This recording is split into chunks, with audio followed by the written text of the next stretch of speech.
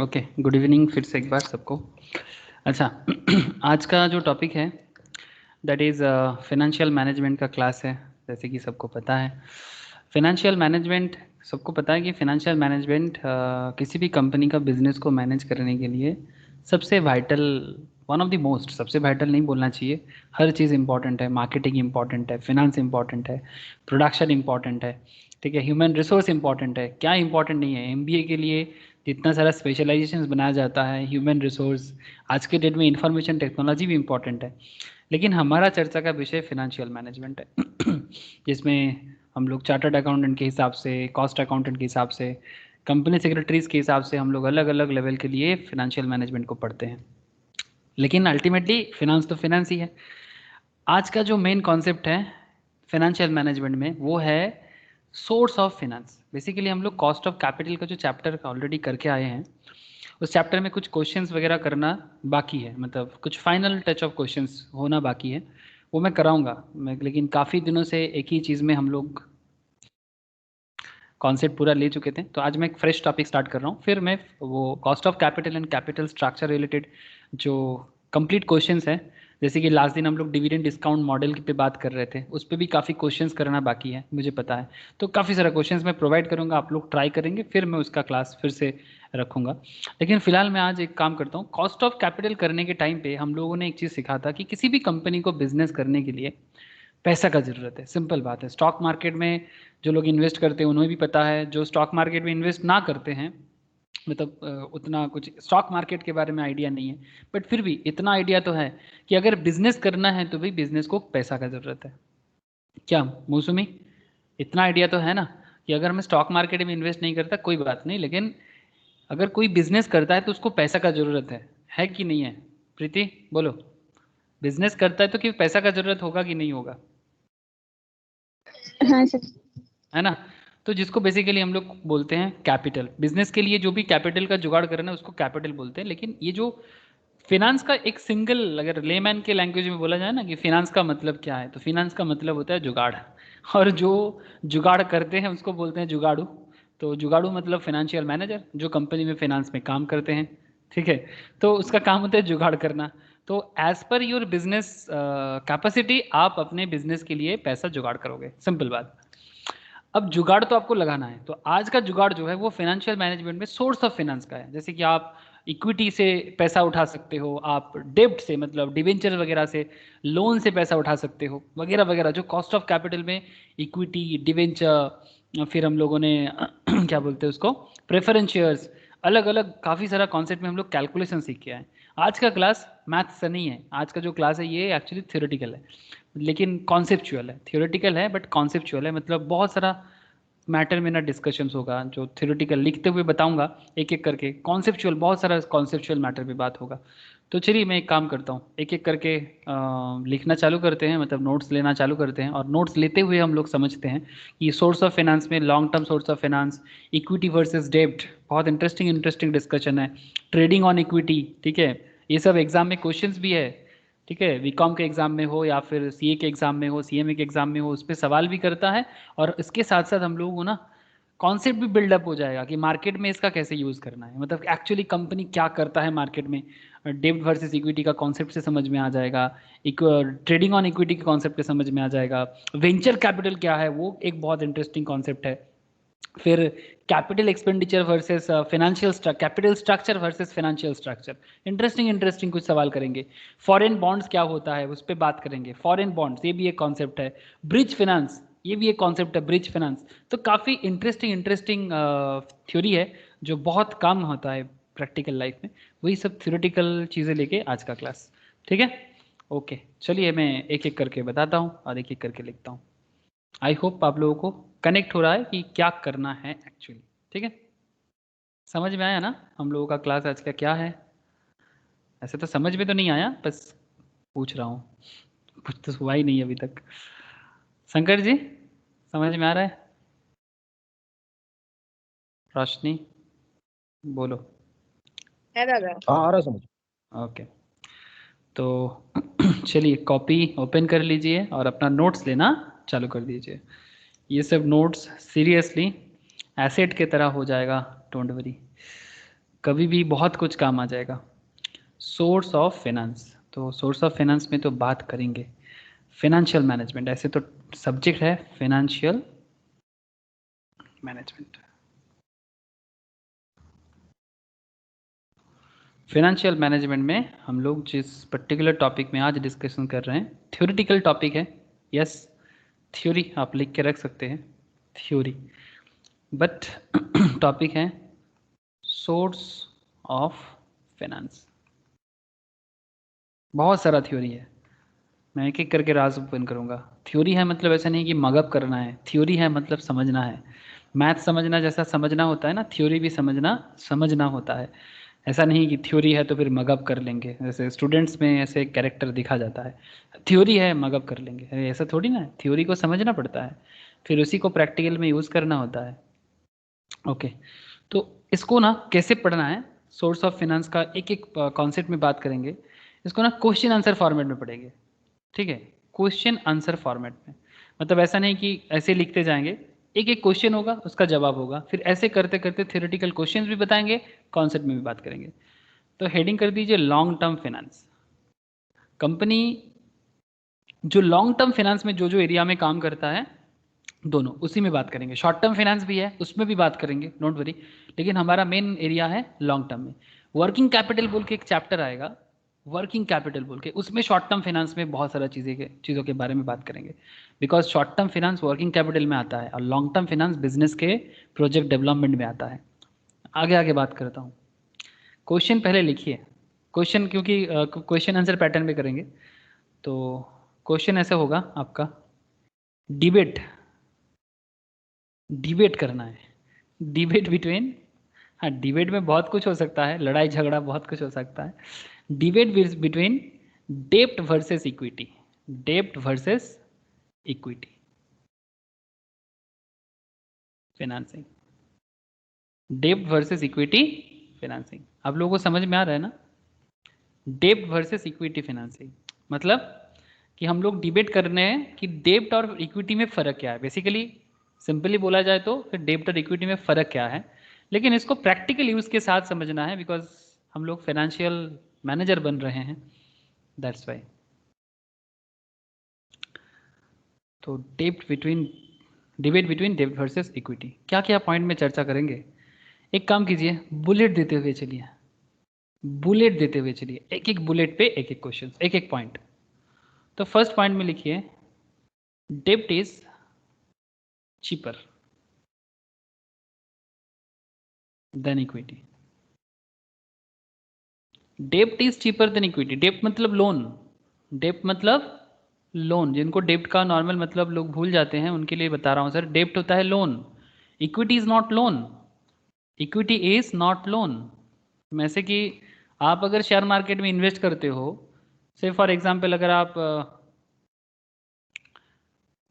Adani green पे invest करते हो, ठीक है, अगर आप अदानी ग्रीन का स्टॉक लेते हो, ठीक है, अगर 1 साल पहले भी लिए हो या फिर 6 महीना पहले भी आपने अदानी ग्रीन का स्टॉक लिए थे, तो आप देख सकते हैं यहाँ पर कि 1 साल पहले तो इसका दाम चल रहा था करीब कितना, 100-150 होगा, हाँ ऐसा ही।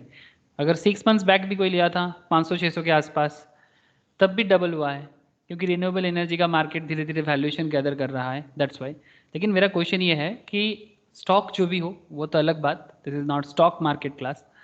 इसमें मेनली हम लोग बात करने जा रहे हैं कि जब हम कंपनी में इन्वेस्ट करते हैं तो वो इक्विटी इन्वेस्टमेंट होता है। पब्लिक जब कंपनी में इन्वेस्ट करता है तो उसको बोलते हैं इक्विटी इन्वेस्टमेंट। और कंपनी जब कंपनी में इन्वेस्टमेंट कर रहा है उसके बदले कंपनी क्या देता है अपने इन्वेस्टर को, कंपनी एक्चुअली अपने इन्वेस्टर को ना डिविडेंड प्रोवाइड करता है। जैसे कि हम लोग लास्ट क्लास में थोड़ा बहुत बात कर रहे थे, जिनका फर्स्ट क्लास था और जो लोग काफ़ी देर से पढ़ रहे थे उनको तो पता ही है कि कंपनी डिविडेंड क्यों देता है। एक चैप्टर आएगा डिविडेंड पॉलिसी बोल के, आई होप किसी ने किया था, जिनका नहीं हुआ है वो बाद में करेगा।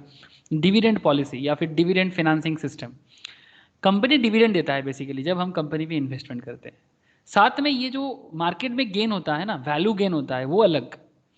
तो नॉर्मली ये देखा जाता है कि इक्विटी में कंपनी के, आपका जो सोच है ना, आप जो भी सोचोगे आप कंपनी के पर्सपेक्टिव में सोचना। ये जो डेब्ट वर्सेस इक्विटी के बारे में बात कर रहे हैं ना, ये कंपनी के पर्सपेक्टिव में सोचने के लिए बता रहा हूँ मैं आपको, नॉट फ्रॉम योर पर्सपेक्टिव। आप एज ए इन्वेस्टर ना सोचिए, आप एक कंपनी के पॉइंट से सोचिए कि कंपनी को क्या लेना चाहिए, तो उसी में बात कर रहे हैं। डेब्ट इज चीपर देन इक्विटी, किसके पॉइंट ऑफ व्यू से? कंपनीज पॉइंट ऑफ व्यू से, आपके पॉइंट ऑफ व्यू से नहीं। This is not personal finance, this is the financial management of A company. Personal finance में क्या होता है ना, उसमें आप आपके लिए सोचते हो, ठीक है। यहाँ पर आप कंपनी को सोच रहे हो, आप कंपनी के बारे में समझ रहे हो, ये फर्क है दोनों में। पर्सनल फाइनेंस का भी एक पढ़ाई होता है जिसमें जो बेसिकली हम लोग स्टॉक मार्केट के क्लास में बात करते हैं कि कौन सा स्टॉक लेना चाहिए, नहीं लेना चाहिए, एक्चुअली वो सब आ जाता है। कौन सा बॉन्ड लेना है, कौन सा डिवेंचर लेना है, कौन सा म्यूचुअल फंड में इन्वेस्ट करना है, वो सब एक्चुअली पर्सनल फाइनेंस, ठीक है। लेकिन दोनों पॉइंट सिंपल है ना, मतलब दोनों पॉइंट आपको समझना होगा। जब आप लोग हम लोग अपना अपना इन्वेस्टमेंट भी बनाना चाहते हैं तो इसके लिए आपको कंपनी का बिजनेस भी समझना बहुत ज़रूरी है। एक्चुअली वैल्यू इन्वेस्टिंग के केस में you have to understand companies business also. तो डेब्ट is cheaper than equity because simple बात है कि डिवेंचर लोन सस्ता होता है, ये तो हम लोग देखते हैं। लेकिन इक्विटी का क्या है ना, इक्विटी रिटर्न देना मैंडेटरी नहीं है। अगर कोई जैसे हम लोग कंपनी में इन्वेस्ट करें अदानी में, तो अदानी हमें डिविडेंड अगर नहीं भी देगा ना, तो हम चिल्ला के बोल नहीं सकते ये अदानी तुम मुझे डिविडेंड क्यों नहीं दिया, ऐसा हम कह ही नहीं सकते।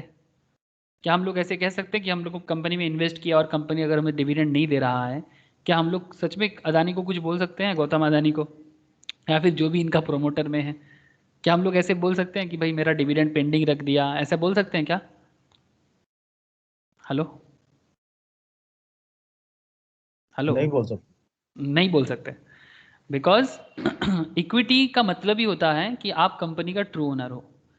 इक्विटी का मतलब ही यही है कि आप कंपनी का ट्रू ओनर हो। चाहे आप अदानी में इन्वेस्ट करो, चाहे आप रिलायंस में इन्वेस्ट करो, चाहे आप टाटा में इन्वेस्ट करो, चाहे आप मदर सुमी में इन्वेस्ट करो, जो भी आपका पसंदीदा कंपनी हो, उसमें आप रिटर्न मैंडेटरी नहीं कर सकते। इसीलिए वो रिस्क थोड़ा कम है उसमें, लोन में रिस्क आ जाता है। यही सब चर्चा करना है एक्चुअली। चलिए एक एक करके लिखते हैं फिर और बातें करते हैं। तो यहाँ पर शॉर्ट में लिखिए, फाइनेंस के लैंग्वेज में ऐसे करके लिखते हैं, के डी लेस देन के ई।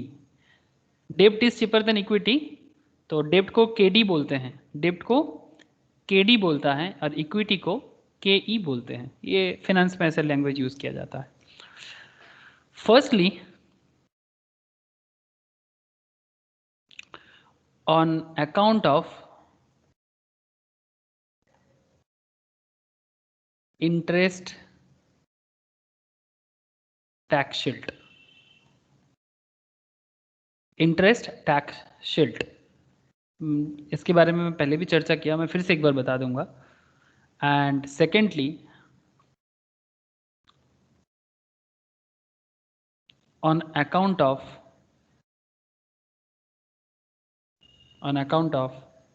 fact, on account of the fact that on account of the fact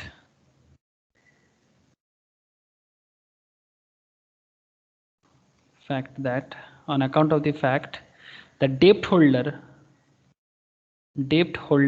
okay, debt holder demand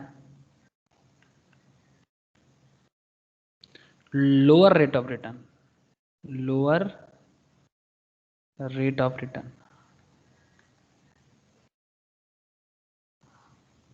ये मार्केट कैरेक्टर है, ये मार्केट का कैरेक्टर है कि जो डेप्ट होल्डर होता है ना, मतलब जो कंपनी को डिवेंचर प्रोवाइड करते हैं, कंपनी मार्केट में डिवेंचर इशू करता है, तो कंपनी मार्केट में डिवेंचर इशू करता है, बैंक से भी लोन लेता है, पब्लिक से भी डिवेंचर लेता है, ठीक है, गवर्नमेंट कंपनीज बॉन्ड इशू करता है।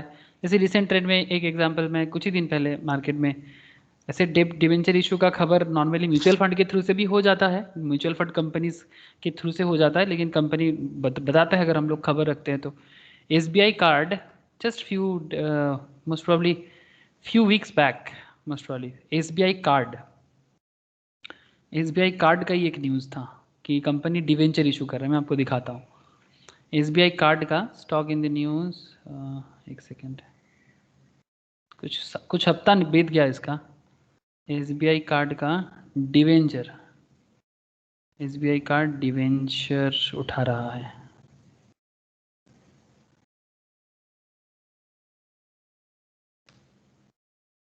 ये देखिए, देख सकते हैं आप लोग, ये बिजनेस टुडे पे भी मिलेगा आपको, बिजनेस टुडे में भी है, मिंट में भी है, ठीक है। ये भी फेमस न्यूज़ कंपनीज है, हम लोग जानते हैं। SBI card to raise 2000 crore through NCD। NCD का मतलब क्या है? Non convertible debenture. NCD का फुल फॉर्म क्या है? Non convertible debenture. SBI card is a famous company, जैसे हम लोग यूज़ करते हैं ना, वो क्या बोलते हैं, कार्ड का टेक्नोलॉजी है ये, ATM का जो कार्ड होता है ना, लाइक वीज़ा मास्टर, वैसा ही ये टेक्नोलॉजी SBI कार्ड का है, जो SBI का ही एक SBI ग्रुप का जो है, SBI बैंक ग्रुप का ही एक कंपनी है। अब यहाँ पर देख सकते हैं SBI card and payment service on Friday said it is board of director approve to raise up to 2000 crore through the issuance of non convertible debentures. The funds will be raised in one or more branches over a period of time. It said, we wish to inform you that the board of directors of the company, as it is current meeting held today, has internally approved raising of funds by way of issuance of non-convertible debenture. मतलब NCD और normal debenture में ऐसा कुछ debenture होता है जो convertible भी होता है। Convertible to what? Convertible to equity. Debenture को इक्विटी में कन्वर्ट किया जा सकता है, ऐसा भी डिवेंचर होता है। मतलब आज डिवेंचर है, कल वो इक्विटी में कन्वर्ट हो सकता है। मतलब कंपनी का बिजनेस अच्छा हो ना, तो आप इक्विटी में कन्वर्ट हो सकते हो, कंपनी ऑफर देता है। ठीक है, लोन अच्छा है लेकिन बाद में कंपनी का बिजनेस अच्छा होता है ना, तो कौन नहीं चाहेगा कंपनी का इक्विटी होल्डर बनने में? आप बात समझ रहे हैं ना? बस शुरू शुरू में तो लोन होल्डर, मतलब जब बिजनेस छोटा है सब बोलेगा नहीं नहीं इसमें डिवेंचर होल्डर होना ही ठीक है, लेकिन बाद में हम इसको इक्विटी होल्डर बन जाएंगे। तो जिसके बिजनेस पे कॉन्फिडेंस है वो NCD भी निकाल सकते हैं। NCD में क्या है कि आप डिवेंचर होल्डर को कम रिटर्न देके छोड़ दोगे, इक्विटी वाले को बहुत ज़्यादा रिटर्न देना पड़ सकता है। Aggregating 2000 crore in one or more tranches over a period of time, SBI card said in the regulatory filing. तो ये बात कुछ ही हफ्ता पहले का बात है। ठीक है, the bonds bear upon coupon rate 5.9% पर एनम, बड़ा सस्ता है। Bond bear upon coupon rate का मतलब होता है, ये सब कॉस्ट ऑफ कैपिटल चैप्टर में हम लोग पढ़े हैं, जिन्होंने नहीं किया बाद में पढ़ेगा। SBI card said the bonds will be listed on the wholesale डेब्ट market segment of BSE। The company said the tenure of the डेब्ट instrument is 3 years with the date on maturity is 23 February 2024। इस तरह से होता है market में, इस तरह से डिवेंचर इंस्ट्रूमेंट भी मार्केट में लॉन्च होता है। तो ये जस्ट एक बेसिक एग्जांपल मैं आपके सामने दे रहा था कि बड़ा सस्ता है शंकर जी, बड़ा सस्ता है ना, 5.9% पर एनम के हिसाब से मार्केट में आ रहा है।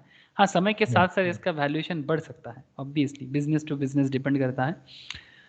तो बेसिकली आई होप आप लोग समझ पा रहे हैं। डेब्ट is cheaper than equity first on account of interest tax shield. मैं इंटरेस्ट टैक्स शील्ड क्या है उसमें आता हूँ।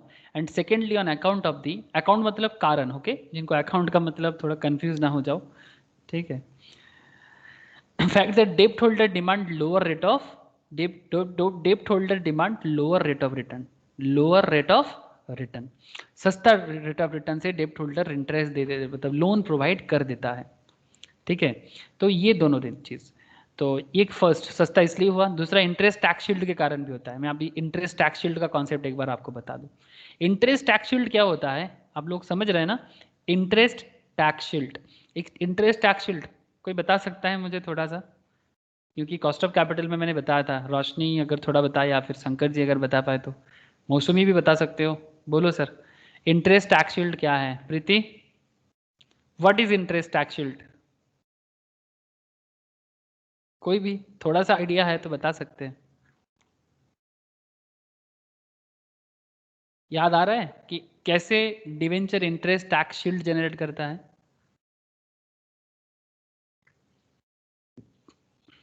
रोशनी बॉल।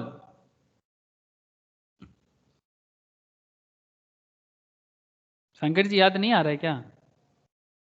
नहीं, याद नहीं आ रहा।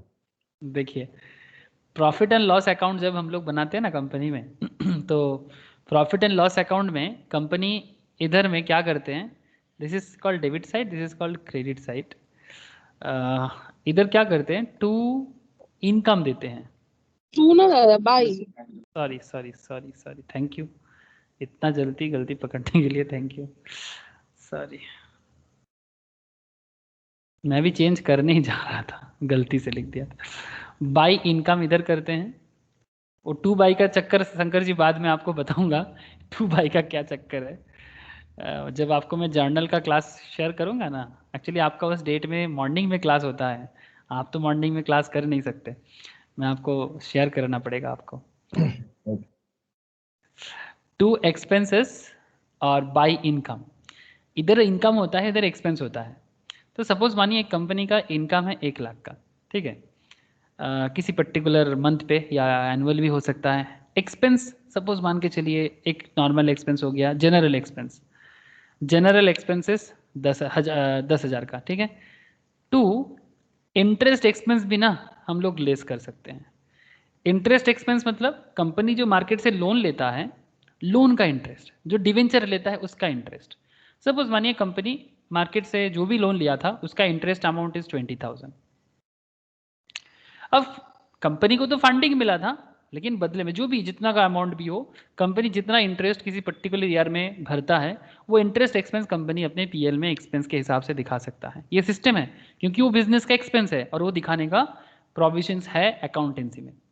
तो हिसाब बोलता है कि अगर आप इंटरेस्ट एक्सपेंस को लेस करते हो तो क्या हो गया, अगर इंटरेस्ट एक्सपेंस को लेस नहीं करते तो फिर मेरा प्रॉफिट जो है ना इधर दिखा था टू नेट प्रॉफिट बोल के। तो प्लीज एक बार ना ये 20,000 को छोड़ के मुझे बताइए तो कितना प्रॉफिट दिखा था। इस 1 लाख से 10,000 लेस करना पड़ेगा तो हमारा प्रॉफिट हो 90,000 जाता 90,000। Thank you. लेकिन अगर इंटरेस्ट को लेंगे तो फिर कितना मेरा प्रॉफिट हो जाएगा? 70 70,000। समझ रहे हैं ना? तो फिर फर्क देखिए, जब इंटरेस्ट एक्सपेंस को लिया जा रहा है तब मेरा प्रॉफिट हो रहा है 70,000, जब इंटरेस्ट एक्सपेंस को नहीं लिया जा रहा है तब मेरा प्रॉफिट हो रहा है 10,000, सॉरी 90,000। अब ज़्यादा प्रॉफिट में प्रॉब्लम क्या है? हायर प्रॉफिट से क्या होता है? टैक्स बेशी दिखते हो। Thank you sir. Higher profit always lead to higher tax. Higher profit means higher tax, lower profit means lower tax. अब कंपनी लेवल में तो फ्लैट टैक्स होता है एट द रेट ऑफ कम से कम 30%, कम से कम 30%। कुछ प्रोविजंस है, वो केसेस है टैक्स में बताया जाता है कंपनी का, इसमें 25% का भी एक प्रोविजंस है और फॉरेन कंपनी हो तो 40% का प्रोविजंस है। बट हाँ, ऑन एन एवरेज 30% है नॉर्मली, नॉर्मल कंपनीज का 30% का। तो 70,000 पे 30%, 90,000 में 30%, फर्क देख रहे हैं? 70,000 का 30, 90,000 का 30, इसमें 90 का 30% कितना हो जाएगा? 27,000। 70 का 30% 21,000, 6,000 का डिफरेंस इसी में हो रहा है। अब कंपनी बड़े कंपनीज के लेवल में क्या बोलते हैं, वो तो करोड़ों में डील करता है, तब आप बात समझ ही सकते हैं ना कितना वैल्यूएशन का चेंजेस हो सकता है। तो इंटरेस्ट रहने से एक तो इंटरेस्ट सस्ता, दूसरा इंटरेस्ट आपका टैक्स शील्ड को जनरेट कर देगा, मतलब आपका टैक्स को कम कर देगा, जो सरकार के खाते में आपको जो लायबिलिटी दिखाना होता है ना उसको कम कर देता है। इसका एक इनडायरेक्ट फायदा भी होता है। कोई बोलेगा कि सर कंपनी सरकार को टैक्स देने में कंपनी को इतना प्रॉब्लम क्यों है? प्रॉब्लम है ना, एक बार कंपनी हायर लेवल में टैक्स देना चालू कर दिया ना तो हर साल कंपनी को ना उसी लेवल में टैक्स देना पड़ता है। अब एक इस पे ऐसा नहीं कि देना ही पड़ेगा, लेकिन अगर नहीं देता है ना तो फिर ऑडिट में प्रोसीडियर बढ़ जाएगा, रेट भी हो सकता है कि भाई आपका इनकम तो अच्छा हो रहा था, मार्केट में बिजनेस भी तो दिखाई देता है ना। अगर आप बड़े कंपनी हो तो फिर आपका बिजनेस भी तो मार्केट में ओपन है, और ओपन केस में आप अगर एक बार हायर लेवल में टैक्स दे दिया, फिर अचानक आपने टैक्स को कम करना चाहते हो किसी पर्टिकुलर ईयर में, अगर आपको ज़रूरत लगा, आप कम नहीं कर सकते, या तो सिमिलर पॉइंट में देते जाओ, ठीक है, तो फिर कंपनी कहीं ना कहीं एडजस्ट कर लेता है, मतलब गवर्नमेंट भी एडजस्ट कर लेते हैं, इनकम टैक्स डिपार्टमेंट। लेकिन अगर कम करोगे ना तो सवाल का सामना करना पड़ेगा। आप बात समझ रहे हो? दूसरा पॉइंट, कौन कौन टैक्स ज़्यादा भरना चाहता है? कोई नहीं भरना चाहता। अलग पर्सपेक्टिव है, टैक्स ज़्यादा भरने के पीछे का अलग पर्सपेक्टिव है। मतलब अगर आप ज़्यादा टैक्स भरते हो तो लोन मिलने में सुविधा होता है, ये भी एक तरीका है। मतलब अगर इजी लोन मिलता है कि हाँ कंपनी का अर्निंग हाई है तो इस कंपनी को लोन दिया जा सकता है, या फिर कंपनी का प्रॉफिट हाई दिखाने से कंपनी में इन्वेस्टमेंट ज़्यादा आता है स्टॉक मार्केट में। ऐसा केसेस हुआ था, रामालिंगम राजू सत्यम कंप्यूटर्स का केस था, और भी कंपनीज हैं बट ये बड़ा फेमस केस है। सत्यम कंप्यूटर्स जो बाद में टेक महिंद्रा खरीद लिया है, सत्यम विप्रो बोल के हुआ था, फिर बाद में टेक महिंद्रा कंपनी का नाम हो गया आईटी कंपनीज में।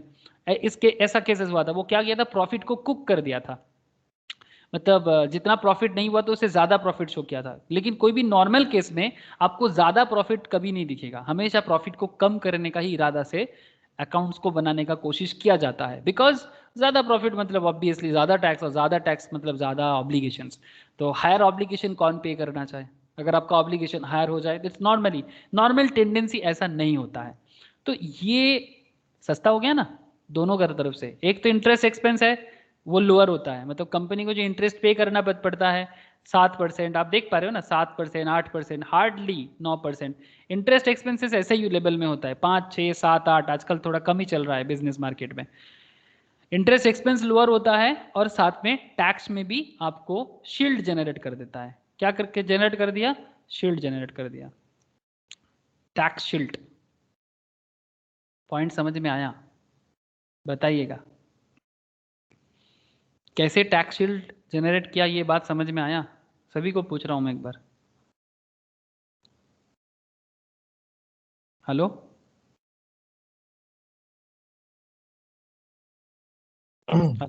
आ गया समझ। ओके। मौसमी, प्रीति, आप लोग तो कुछ बोल ही नहीं रहे हो।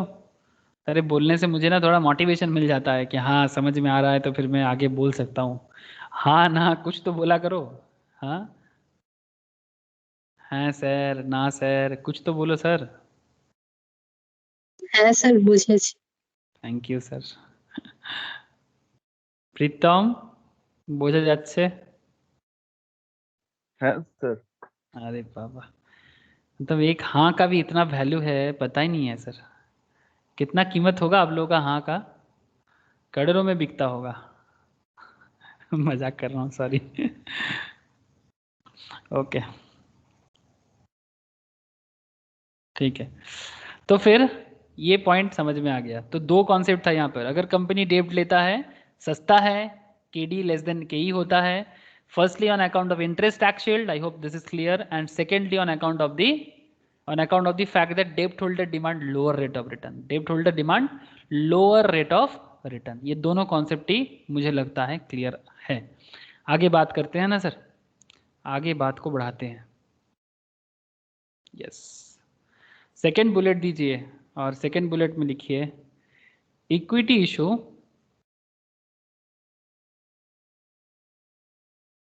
results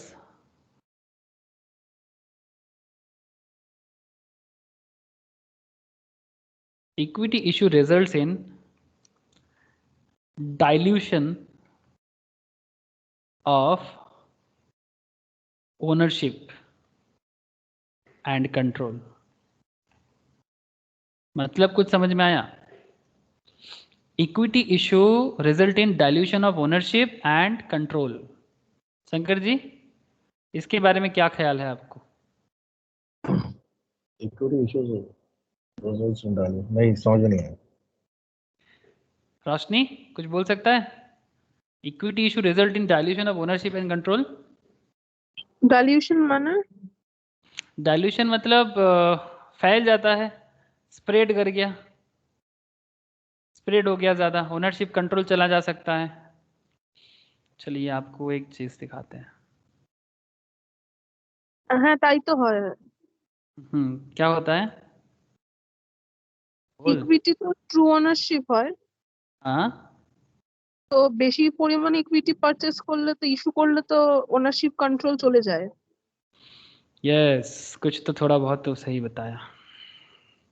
देखिए मैं अभी आपको रिलायंस में लेके आया, ठीक है, रिलायंस इंडस्ट्रीज में लेके आया, बस थोड़ा सा कुछ दिखाने के लिए। क्या दिखाने के लिए? रिलायंस में क्वार्टर एंडिंग जून 2020 का डेटा है ये। इसमें कौन सा कंपनी का नाम, मतलब किसके हाथ में कितना शेयर होल्डिंग है उसका हिसाब है यहाँ पर। किसके हाथ में कितना शेयर होल्डिंग है, number of share. Shri Chakra commercial LLP ऐसा बोल के कोई है जिसके हाथ पे आप देख सकते हो, ये 2020 का डेटा है। Quarter ending share holding belonging to the category promoter and promoter group, promoter and promoter group. Shri Chakra commercial के हाथ पे 11.21, मुकेश ध्रुवभाई अंबानी 0.12, नीता अंबानी 0.12। कितना नंबर ऑफ शेयर है वो भी लिख के रखा है। ये एलएलपी भी इन्हीं का है किसी का। देवर्षि कमर्शियल लिमिटेड लाइबिलिटी के नाम पे इतना, करुणा कमर्शियल इतना, ईशा अंबानी उनकी बेटी आप लोग जानते हो, ईशा अंबानी, आकाश अंबानी, हाँ ये भी आप लोग जानते हैं, ठीक है। इस तरह से KD Ambani, Anant Ambani, Samarjeet enterprise, तत्वम enterprise, ये सब इन्हीं का है। केडी अंबानी, अच्छा, अभयप्रद एंटरप्राइज, आदिशेष एंटरप्राइज। इस तरह से आप जितने जाओगे आपको प्रोमोटर एंड प्रोमोटर ग्रुप का पूरा होल्डिंग पैटर्न दिख रहा है ना। ये सब प्रोमोटर एंड प्रोमोटर ग्रुप का। इसमें कितना प्रोमोटर ग्रुप का होल्डिंग पैटर्न है इसका आइडिया आपको लग जाएगा। बेसिकली ये सब प्रोमोटर एंड प्रोमोटर ग्रुप का ही है, लेकिन ये तो प्रोमोटर होल्डिंग है, लेकिन इसके साथ साथ बाहर में किसी और के नाम पे और का कुछ है क्या, वो भी हिसाब मिल जाता है, उसका भी डेटा मिलता है। एक सेकेंड रुकिए, मैं वो वाला लिंक ही ढूंढ रहा हूँ एक्चुअली। ये तो प्रोमोटर होल्डिंग हो गया, लेकिन मुझे जो चाहिए share holding, promoter holding, switch pattern, mutual fund holding, share holding pattern, I think इसमें मिल जाएगा।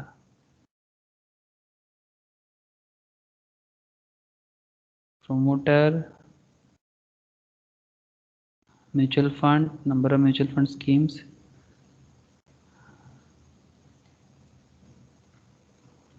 कभी कभी गायब हो जाता है, कहाँ गायब हो जाता है भगवान जाने। वही चीज़ 2 दिन पहले ही मैं किसी को दिखा रहा। वो हाँ था बोलिए। यहाँ पे शेयर होल्डर पैटर्न था यहाँ पे राइट हैंड साइड था mutual fund holding, top public share holding, promoter नीचे होल्डिंग, नीचे आइए उसमें शेयर होल्डर पैटर्न दिखा right hand side. Right hand side में ये वाला, ओ अच्छा इधर ये वाला बोल रहे हैं। ये क्या है? हाँ, हाँ promoters ये, has हाँ इसमें एक थोड़ा सा बताया जा रहा है। increased holding from promoter holding from 50 to 50.49 to 50.54 in December 2020 में। म्यूचुअल फंड का होल्डिंग थोड़ा सा कम हो गया है, 5.12 से 4.85 हो गया है। Number of mutual fund schemes है इसमें 87 था, अभी 86 म्यूचुअल फंड स्कीम्स का इन्वेस्टमेंट है। अच्छा, FII मतलब फाइनेंशियल इंस्टीट्यूशन एंड इन्वेस्टर्स का डिक्रीज हुआ है 25% से 25.16 में आ गया है। नंबर ऑफ FII का 2155 से 2158 हो गया है। Institution investors have decrease holding from 38.59 to 38.27। ठीक है। अच्छा, यहाँ पर कंपनी लेवल में कुछ डेटा मुझे अभी मिला नहीं, बट बेसिकली एक आइडिया मिल रहा है कि प्रोमोटर के हाथ में 50% के आसपास का होल्डिंग है, 50-51% के आसपास। इसका मतलब यही होता है कि प्रोमोटर एंड प्रोमोटर ग्रुप के पास 50% है, लेकिन इक्विटी शेयर में अगर ये लोग होल्डिंग अचानक छोड़ देता है या फिर किसी कारण से करेगा नहीं, वो सबको पता है कि रिलायंस ऐसे करेगा नहीं, लेकिन अगर मानिए कि रिलायंस प्रॉपर फाइनेंस का कंट्रोल अगर इनको नहीं पता है या फिर प्रॉपर काम नहीं हो रहा है, तो मुश्किल क्या हो जाएगा ना कि अगर किसी दूसरे के पास होल्डिंग धीरे धीरे बढ़ जाता है तो उसका कंपनी में कंट्रोल आ जाता है। मतलब कल आप देखेंगे कि मुकेश अंबानी से कंट्रोलिंग हट के किसी और के पास आ गया। ठीक है, तो ओपन मार्केट में ऐसा हो सकता है, ऐसा होता भी है, लेकिन बड़े कंपनीज कभी भी ऐसा करता नहीं है, कभी भी ऐसा नहीं करेगा, वो हमेशा अपने पास होल्डिंग रखेगा।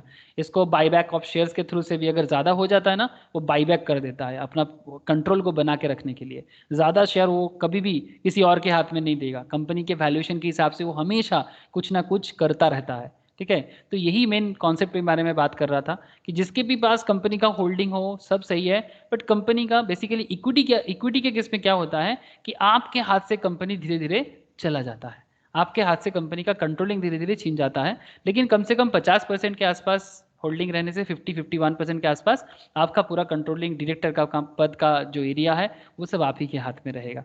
लेकिन अगर आप छोड़ दोगे तो फिर कुछ किसी और के पास भी जा सकता है। तो इक्विटी में ये प्रॉब्लम होता है, इक्विटी में ये प्रॉब्लम होता है। ठीक है, डिप्ट में ऐसा कोई बात नहीं, अगर आप लोन लेके बिजनेस करते हैं उसमें ऐसा कोई कंसेप्ट नहीं आता। तो इक्विटी इश्यूज हमेशा result in dilution of ownership and control. जैसे रिसेंटली एक घटना घटा है, आप लोग अगर पास भी खबर होगा, ये आकाश जो आपका मेडिकल एंड जॉइंट इंजीनियरिंग के लिए जो प्रिपरेशंस कराता था, बाइजू जो ऑनलाइन कोचिंग में बड़ा फेमस हुआ है specially for science students and KG to 11-12 level तक का, स्पेशली साइंस के लिए बड़ा फेमस हुआ है। तो ये बाइजूस का जो है वो बड़ा पॉपुलर हुआ है वर्ल्ड लेवल में। बाइजूस आकाश को 1 बिलियन से खरीदा है, खबर है आप लोगों के पास? आई होप होगा, बड़ा पॉपुलर खबर है। आकाश को खरीद लिया, आकाश जो जॉइंट एंट्रेंस एंड मेडिकल के लिए बड़ा फेमस कोचिंग इंस्टीट्यूट था, उसको खरीद लिया बाइजू ने। ठीक है, पूरा 100% ही ले लिया, 1 बिलियन से खरीद लिया, जिसका करंट वैल्यूएशन, बाइजू का करंट वैल्यूएशन है $13 बिलियन का। ठीक है, और करीब 1 बिलियन के आसपास वो आकाश इंस्टीट्यूट पे इन्वेस्ट कर दिया। तो बेसिकली आकाश अपना जो भी इक्विटी था वो बाइजू को दे दिया। लेकिन ऐसे सुनने को आ रहा है कि पहले ऐसा समझ में सुनने को आ रहा था कि जो को प्रोमोटर है आकाश चौधरी, जिनके नाम पे एक्चुअली इंस्टीट्यूट है, वो पहले सोचा था कि कंप्लीटली छोड़ देगा, फिर बाद में पता चला नहीं, आकाश का पूरा टीम ही काम करेगा, बट उसमें बाइजू के साथ एक तरह का टाई अप के थ्रू से ये लोग आ रहा है, क्योंकि आकाश का तो सब फिजिकल लोकेशंस है और बाइजू तो पूरा का पूरा ऑनलाइन है। तो आकाश धीरे धीरे मतलब बाइजू बेसिकली आकाश का जितना सारा फिजिकल लोकेशंस में बहुत पॉपुलर है। 33 ईयर्स ओल्ड कोचिंग इंस्टीट्यूट है, 33 साल हो गया। तो आकाश का इसको यूज़ करना चाहता है, तो एक तरह का 100% होल्डिंग के थ्रू से ही बाइजू इसको एक्वायर कर लिया। तो बेसिकली ये भी आकाश और आकाश नहीं रहा, वो बाइजू के पास चला गया। तो ये जो $1 बिलियन पे जो खरीदा पूरा share holding pattern private level में हुआ है, ये कोई इक्विटी शेयर होल्डिंग मतलब स्टॉक मार्केट लेवल में हुआ नहीं है ऐसा केस। जो केस में भी बता रहे आपको ये पूरा प्राइवेट सेक्टर्स में हुआ है। इस फुल टोटली बाइजू भी प्राइवेट है, आकाश भी प्राइवेट है, दोनों प्राइवेट लिमिटेड है। तो फिर इजीली इसमें एक्विजिशन हो गया है और ये 100% इक्विटी हो गया है। तो कंट्रोलिंग तो ऑब्वियसली आपसे चला जाता है। जैसे फ्लिपकार्ट के केस में भी हम लोग देखते हैं, ये केस सबसे बेहतर अगर हम लोग समझ सकते हैं तो फ्लिपकार्ट में समझ सकते हैं। सीरियसली मैं फ्लिपकार्ट को क्यों भूल गया था,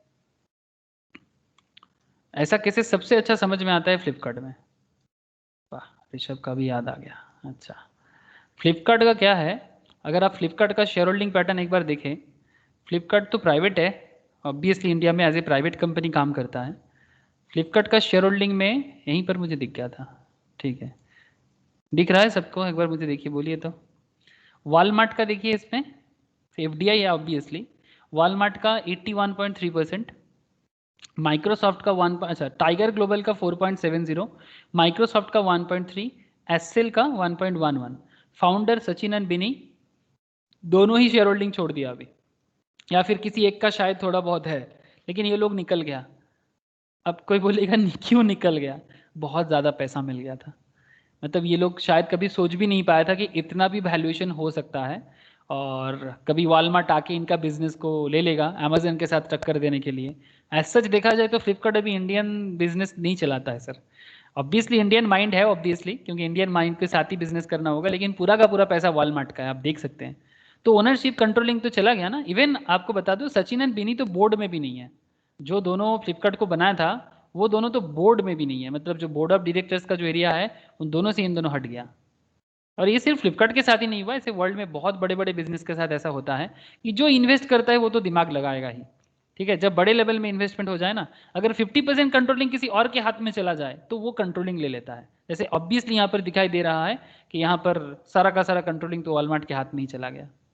सही कि गलत, समझ रहे हैं ना आप लोग? हाँ, लेकिन अब कोई बोल सकता है कि क्यों छोड़ेगा, फिर बहुत वैल्यूएशन हो जाता है। ये लोग अभी तो ये यूएस का इसका वैल्यूएशन आप देखिए, controlling stake in Flipkart Walmart ने जब ले लिया, इसका वैल्यूएशन हो गया $16 बिलियन का। और उसके बाद जैसी वैल्यूएशन पहले 16 था, उसके बाद 20 बिलियन का हो गया, अराउंड $20 बिलियन का वैल्यूएशन हो गया फ्लिपकार्ट का। अब वैल्यूएशन के हिसाब से जो प्रोमोटर है, जो फाउंडर था, वैल्यूएशन के हिसाब से इनको ये अगर निकलना चाहता है, निकल के बहुत पैसा कमा लिया जो ये कभी सोच भी नहीं पाया था, और शायद इनको और बिजनेस पे ऐसा इंटरेस्ट नहीं रहा तो छोड़ दिया, और पैसा जो मिला अब दूसरा बिजनेस पे लगा रहा है। समझ रहे हैं ना? तो ये भी एक बिजनेस करने का तरीका है। ये अगर आपको ऐसा लगता है तो आप कोई वैल्यूएशन कर लो, किसी और अगर एक्वायर करता है एक्वायर करने दो, और फिर आप छोड़ के निकल जाओ, जो भी पैसा कमाना है कमा लो, अगर आपको उतना अटैचमेंट नहीं है तो। अगर अटैचमेंट है, नहीं मैं अपना बिजनेस खुद करूंगा, दैट्स अ डिफरेंट इशू, वो भी एक कॉन्सेप्ट है। समझ में आ रहा है ना? हेलो शंकर जी? ओके रोशनी, ठीक है, Yeah. Okay. Equity issue results in dilution of ownership and control, ऐसे ही होता है, ठीक है, डाइल्यूट हो जाता है पूरा ओनरशिप कंट्रोलिंग, पूरा डाइल्यूट हो जाता है। इक्विटी इशू का ये एक प्रॉब्लम भी बोल सकते हो आप। मुझे तो इसको इसमें प्रॉब्लम ही दिखता है, बिकॉज आपका बिजनेस आपका ना भी हो सकता है, छीन भी सकता है, लेकिन हाँ आप कंट्रोलिंग रखना चाहो वो आपके ऊपर डिपेंड करता है। जैसे अंबानी, मुकेश अंबानी अपना बिजनेस मुझे नहीं लगता अपने फैमिली छोड़ के किसी और के हाथ में देना चाहेगा। टाटा अपना बिजनेस को बड़ा स्प्रेड करके रखता है, टाटा ट्रस्ट है, ऑब्वियसली टाटा का बिजनेस अपना टाटा ट्रस्ट के थ्रू से चलता है। टाटा का फैमिली वाला पैटर्न एक बार करने गया था, टाटा वो वाला गलती और दोबारा नहीं करेगा, मुझे नहीं लगता। एक गलती करके टाटा फंस चुका है, फैमिली इमोशंस पे आके एक ही बार टाटा गलती कर दिया है, रतन टाटा। अब जानते हैं ना वो क्या केस है, वो साइरस मिस्त्री का केस। तो कोर्ट में केस जीत गए कौन, टाटा जीता या मिस्त्री? टाटा जी। टाटा जीत गया, यस। टाटा जीता। तो वो एक्चुअली टाटा ने वो गलती कर दिया था कि साइरस को कंपनी का डायरेक्टर बनाने। साइरस जो था वो सापुरजी ग्रुप का, मतलब एक्चुअली सापुरजी और टाटा में फैमिली रिलेशन है, तो वही सापुर जी का फैमिली रिलेशन के थ्रू से ही ये गलती हो गया था। बाद में वो चंद्रशेखर जी जो अभी टीसीएस के हेड थे उसको अभी टाटा का हेड बनाया। तो फैमिली इमोशंस टाटा नहीं देखता है, अभी मुझे लगता है रिलायंस तो पूरा फैमिली इमोशंस देखेगा। Okay next, equity issue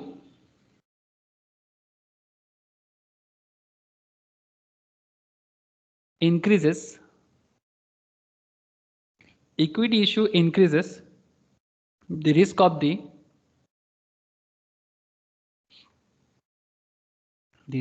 company.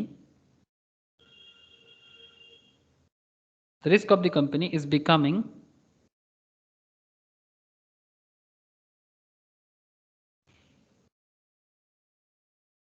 an easy take over target हो सकता है, जैसे हुआ है इजी टेक ओवर टारगेट में बदल सकते हैं इक्विटी के केस में। पर डेब्ट में ऐसा कुछ नहीं हो पाता, डेब्ट में कभी भी ओनरशिप ट्रांसफर नहीं हो सकता। इवन बैंक भी अगर आपको लोन देता है ना, बाद में अगर आप उसका लोन अगर आप वापस भी नहीं कर पाते हो तो बैंक आपको तारीख पे तारीख देगा, लेकिन आपका बिजनेस नहीं ले सकता। बहुत बाद में आपका एसेट ले सकता है, बहुत देर तक आपको टाइम मिलता है, फिर भी अगर आप नहीं दे पाते तो फिर बैंक उसको बेच के अपना जो भी पैसा है उसको ले सकता है, लेकिन it's a very long process, very long process. डेब्ट issue give some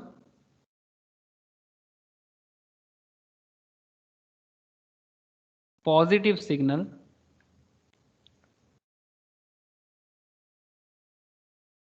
to the market. डेब्ट इशू मार्केट में ना पॉजिटिव सिग्नल भी देते हैं। पॉजिटिव सिग्नल क्यों? Because that the firm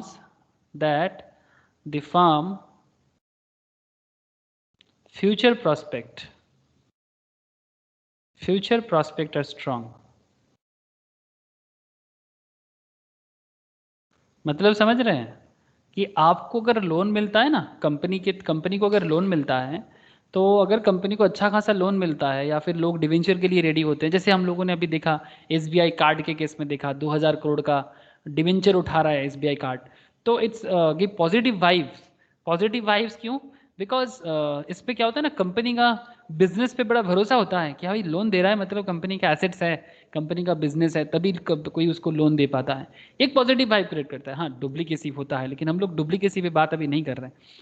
concept यही है, बहुत केस में ऐसा हुआ है ना कि कंपनी गलत लोगों को गलत तरीके से लोन प्रोवाइड कर देते हैं, वो बैंक का गलती है। बैंक अगर अपना एसेट को नहीं पहचान पाता है ना, ये बैंक का प्रॉब्लम है। ठीक है, जैसे रिसेंट ट्रेंड में मैक्सिमम सरकारी बैंक के केस में ऐसा हुआ है, जैसे कि आप लोग जानते हैं बहुत सारे सरकारी बैंक का नॉन परफॉर्मिंग एसेट्स इतना बढ़ गया है। प्राइवेट लेवल में भी कुछ बैंक का ऐसा हुआ है, जैसे कि येस बैंक का ऐसा प्रॉब्लम हुआ है कि वो अपना एसेट्स को पहचानने में गलती कर दिया, जिसमें से जी ग्रुप का बिजनेस, बिग बाजार का बिजनेस, रिलायंस कम्युनिकेशन जैसा बिजनेस, ऐसा बिजनेस को येस बैंक ने लोन दे दिया था, जिनका फ्यूचर बिजनेस धीरे धीरे खराब हो गया। तो अगर आप अपने एसेट्स को पहचानने में गलती करोगे तो उसमें भी प्रॉब्लम हो सकता है।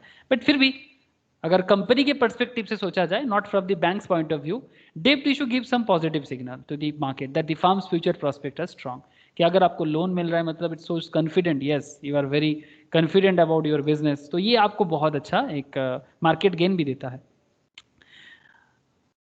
नेक्स्ट इज आपका if A firm raises too much of debt, its financial risk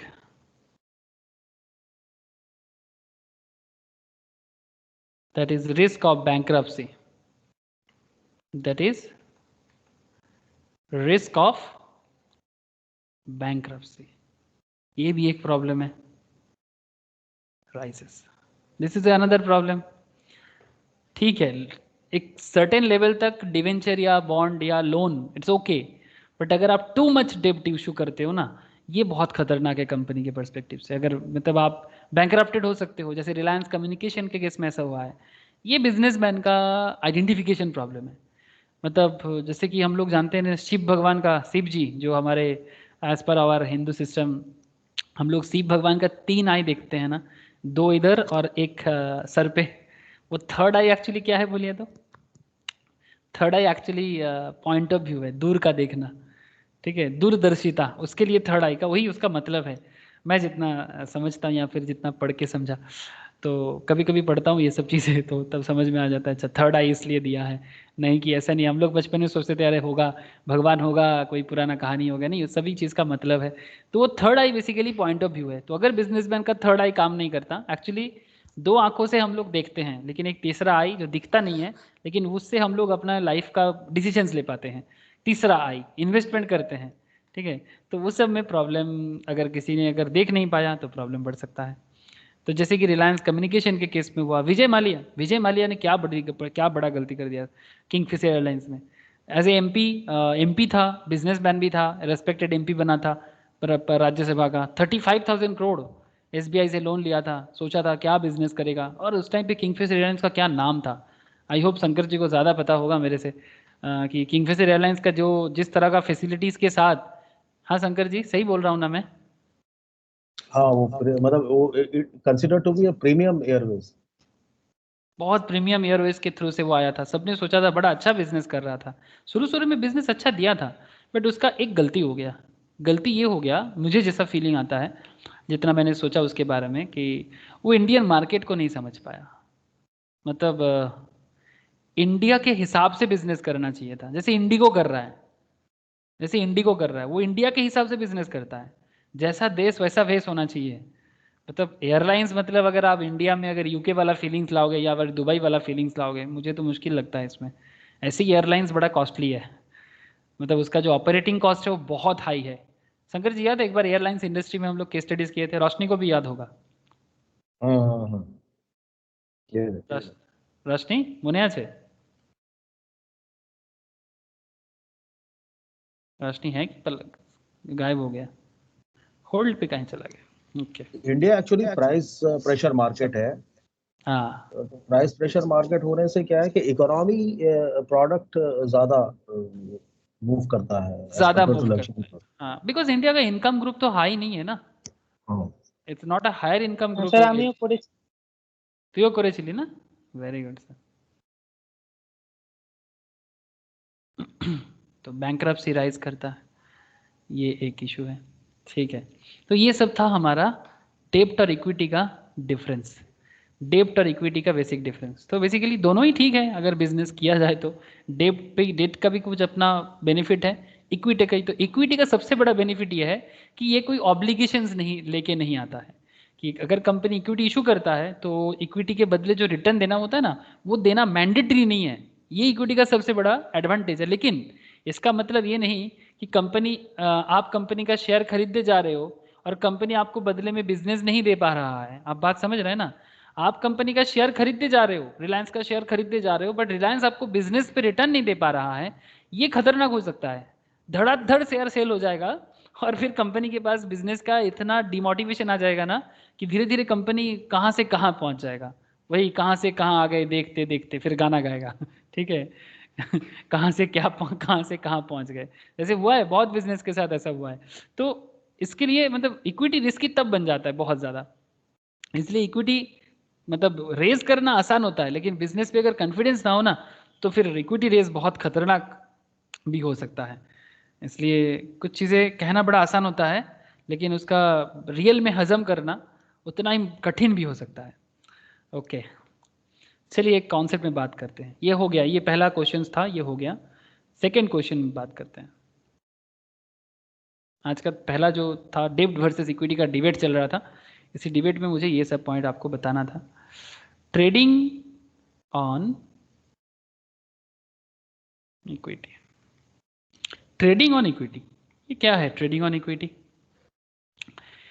trading on equity means, देखिए थोड़ा सा फिर बताते हैं। It refers to the use of low cost debt and generating return greater than KD, greater than KD. It refers to the use of low cost debt and generating a return greater than KD, cost of debt. मतलब आप debenture से पैसा उठाओ, सस्ता debenture उठाओ, मतलब loan तो सस्ता ही होता है, लो कॉस्ट डेप्ट, बट आप रिटर्न अच्छा कमाओ। मतलब बेसिकली आपका बिजनेस कुछ ऐसा मॉडल का है जो आपको रिटर्न अच्छा देता है। ऐसा बहुत सारा बिजनेस है, जैसे कि अगर आपको मैं बाईजूस के बारे में बात कर रहा था, एडुकेशन बिजनेस जो है, दैट इज़ कोचिंग का जो बात मैं करूं अगर आपसे, एडुकेशन हो या फिर आईटी सेक्टर्स का जो भी बिजनेस है, रिसेंट ट्रेड में अगर हम लोग कुछ कंपनी से लाइक एक कंपनी आया था बहुत हाई रेट में स्टॉक मूव किया था शंकर जी, वो क्या कंपनी था? हैप्पीएस्ट माइंड, याद है Shankar ji? Happiest mind. Happiest mind, मतलब ये जिस तरह का कंपनी के बारे में बात कर रहा हूँ, इस तरह का कंपनी का ना, मतलब मेंटेनेंस का जो एरिया है, मतलब कॉस्ट बड़ा सस्ता होता है। मतलब अगर लोन भी है ना, इतना ज़्यादा असर नहीं करता लोन, लेकिन मार्केट में हाई रिटर्न दे सकता है। इनोवेशन है ज़्यादा, बेसिकली कंपनी इनोवेटिव है तो फिर बहुत ज़्यादा रिटर्न कमा सकते हैं। तो ऐसे केसेस में ये बहुत अच्छा होता है कि अगर कंपनी ट्रेडिंग ऑन इक्विटी है, मतलब उसका बिजनेस इक्विटी पे चल रहा है, लोन का बार्डन है, मतलब लोन का बार्डन बड़ा लो है, ठीक है, तो ऐसा केसेस में नॉट ओनली हैप्पीएस्ट माइंड, जैसे हैप्पीएस्ट माइंड तो 150 का शेयर था, डबल आई थिंक 300 पे मार्केट में लिस्टेड हुआ था, और फिर 6 मंथ्स का रिटर्न ही है, सही ना? मुझे तो ही याद आ रहा है, करीब 6 मंथ्स का रिटर्न ही है। ओके, फिर जैसे बाईजूस जैसा कंपनी, ये तो एक स्टॉक मार्केट में नहीं है बट फिर भी ट्रेडिंग ऑन इक्विटी है बेसिकली, तो return greater than KD, such that, इसमें क्या होता है, such that equity share holder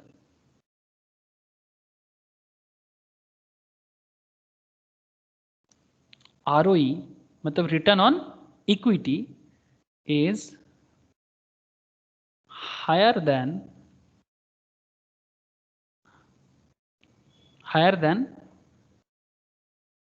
what it would have otherwise been, higher than what it would have otherwise been।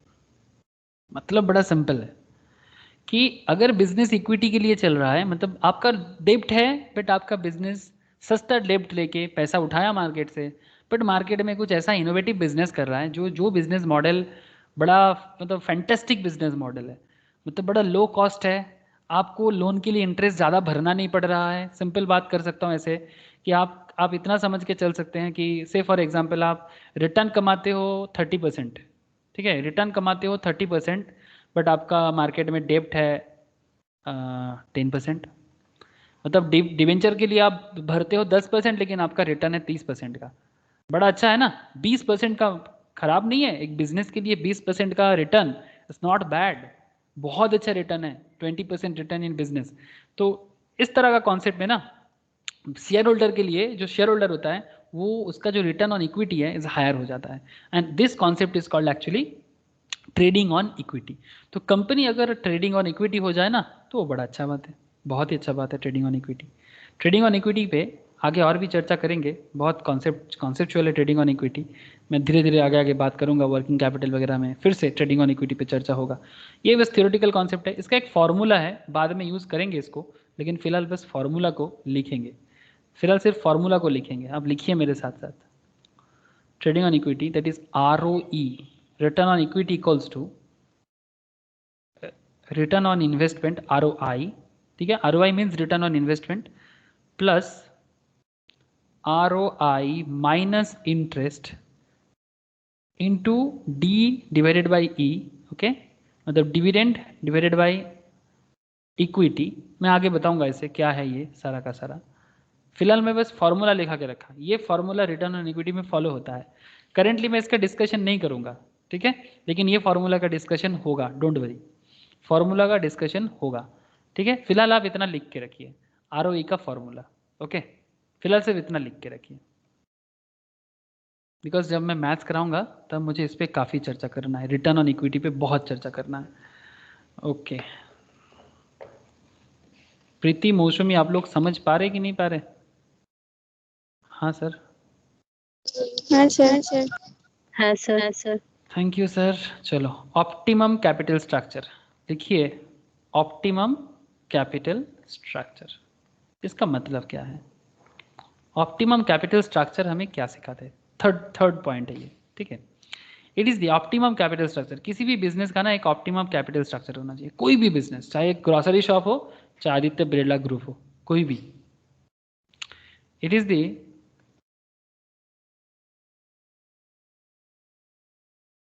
The capital structure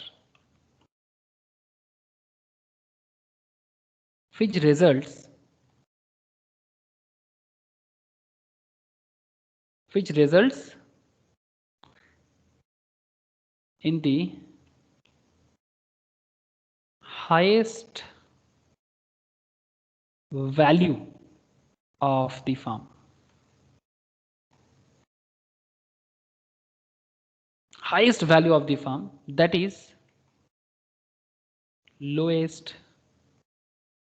KC. समझ पा रहे हैं? बड़ा इंटरेस्टिंग है, ठीक है। बेसिकली पॉइंट है कि आपको अपने बिजनेस में ऑप्टिमम कैपिटल स्ट्रक्चर मेंटेन करना चाहिए। अब ये optimum capital structure, KC for cost of capital. KC मतलब क्या है? Cost of capital. बिजनेस का कॉन्सेप्ट हमेशा ऑप्टिमम होना चाहिए। ऑप्टिमम मीन्स ऐसा कैपिटल स्ट्रक्चर बनाओ, लोन लेके करो, इक्विटी इशू करो, जो करना है करो, प्रेफरेंस इशू करना है, जहां से मर्जी पैसा उठाओ। जब भी किसी भी कंपनी का फंडामेंटल चेक करना होता है, रेशियो में हम लोग उसका डेप्ट इक्विटी रेशियो इसीलिए चेक करते हैं कि कंपनी का मार्केट में कहाँ लोन है, कहाँ कंपनी का मार्केट में इक्विटी में कितना पैसा रखा है, और कंपनी जो कमा रहा है तो ज़्यादा लोन पे तो नहीं चला जा रहा है, इंटरेस्ट भरने तो ज़्यादा नहीं चला जा रहा है। It is the capital structure which results in the highest value of the firm, जिसमें कंपनी अपना वैल्यूएशन को हाईएस्ट कर पाए। इसका मतलब केसी उसका लोअर होगा। कैपिटल का खर्चा कम करना ही बिजनेस का, फाइनेंस का सबसे बड़ा ऑब्जेक्टिव माना जाता है। आप लोग एक इसको ना ग्राफिकल प्रेजेंटेशन दीजिए। एक एक्स एक्सिस, दूसरा वाई एक्सिस। एक्स एक्सिस में आप एक काम कीजिए, इधर आप लिखिए D by E, that is डेब्ट बाई इक्विटी, कैपिटल स्ट्रक्चर, ठीक है। ये डी बाई ई का लाइन है और ये आपका के सी का लाइन है, ठीक है। तो कैपिटल का खर्चा तो होगा, कॉस्ट ऑफ कैपिटल तो होगा, उसको तो बिना कैपिटल खर्चा करे, बिना पूंजी का खर्चा उठा के बिजनेस कैसे चल सकता है? तो ये ऐसा हो सकता है। शुरुआत में बिजनेस का कॉस्ट थोड़ा हाई होता है, मैं जितना समझता हूँ, आप लोग भी समझेंगे कि स्टार्टिंग में बिजनेस में रिटर्न कम है, लेकिन धीरे धीरे बिजनेस का कॉस्ट कम होता है। फिर बिजनेस का जो लाइफलाइन होता है ना, एक टाइम ऐसा आता है जब जिस टाइम पे बिजनेस अपना सबसे optimum level of capital structure बना पाता है। मतलब ऐसा कैपिटल स्ट्रक्चर बना लेता है जिस कैपिटल स्ट्रक्चर में बिजनेस का मतलब दैट इज द बेस्ट डेब्ट equity ratio, that is the best डेब्ट इक्विटी रेशियो,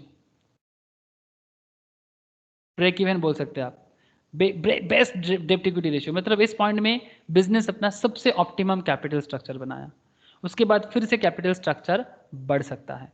जैसे कि अगर मैं आपको बताऊं क्या बिजनेस के बारे में बात करें, नोकिया के बारे में बात कर सकते हैं। हाँ, वाई नोकिया, मैं आपको बताता हूँ। नोकिया का जो फ़ोन है आप लोग जानते हैं, नोकिया के बारे में मैं इसलिए बोल रहा हूँ, इंडियन बिजनेस नहीं है, नोकिया फिनलैंड का कंपनी है, फिर भी हम लोग सभी नोकिया मोबाइल के साथ बड़ा कनेक्टेड है। ऐसा कोई मतलब बहुत कम लोग होंगे हम लोगों में से जो शायद बचपन में, मैं तो पापा का फ़ोन पहले यूज़ करता था, बाद में मेरे पास नोकिया का एक सेट था, नोकिया बटरफ्लाई सेट ये वाला 2300 मोस्ट प्रोबेबली 2300, मुझे बहुत पसंद था इसका रिंगटोन, ये वाला बड़ा पसंद था मुझे। ये फ़ोन मेरा था।